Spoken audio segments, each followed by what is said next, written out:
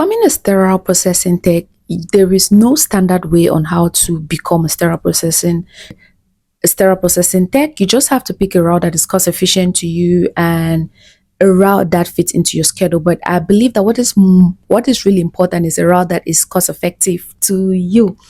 Guys, today's video I'll be telling you all about how to become a sterile processing tech. But if you have not subscribed, do me the honor of subscribing, do me the honor of liking, and thanks for clicking on this video.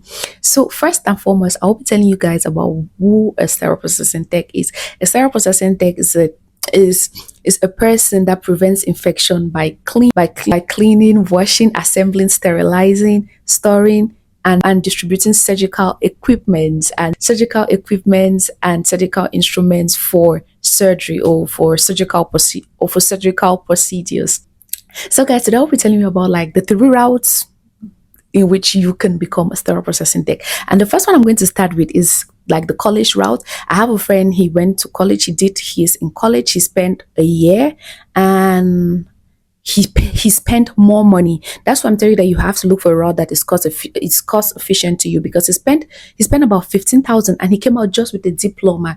But to this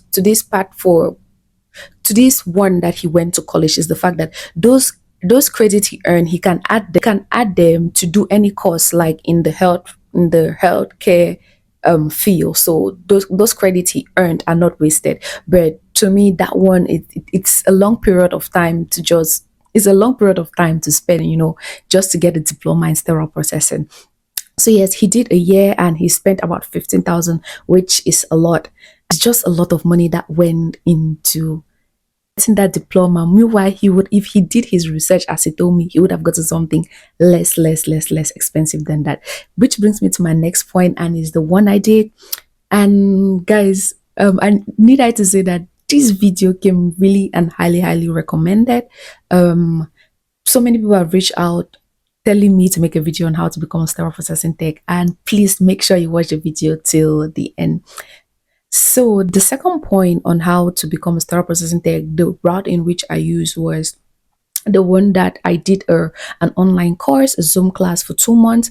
Every Saturday she came in, she taught us from about 9 to 12 noon, 9 a.m. to 12 noon. So it was a 2 months class. So within those 2 months, like the money we paid, because we paid about $750, she sent us a text, she sent us the textbook, she sent us a workbook. So that was what we used to study.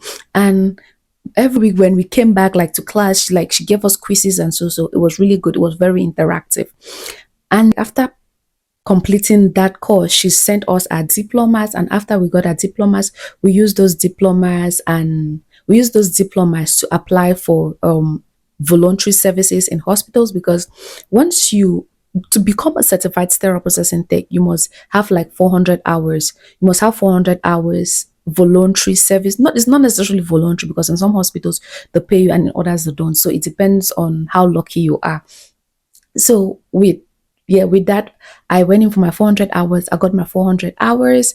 And guys, after getting my 400 hours, I wrote my board exam. And yes, I aced it at my first attempt. So if you want to know how to go about getting those 400 hours, like getting those hospitals, don't forget to ask me down in the comment section. I'll be more than happy to help you. And if you have any questions, please remember to ask. And before I get to the next point, please make sure to like. So the last point on which I'm going to talk about, and it's a point that the last route is a route I'm going to encourage so many people to use, because I know of so many people who have used it and they have made it big time. And the last route is the one that you self-study. So this one, you basically go online, you buy the book, the textbook, you buy the textbook, you buy the workbook, you come and then you self-study. So once you're self-studying, the best advice I'll give you is to look for a hospital.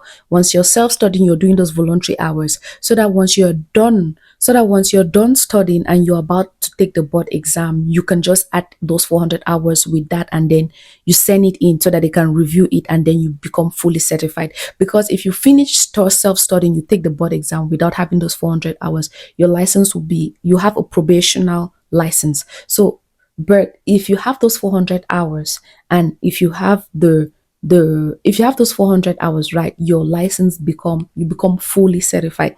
So my advice is, while you're doing your self-study, make sure you look for a hospital to volunteer in.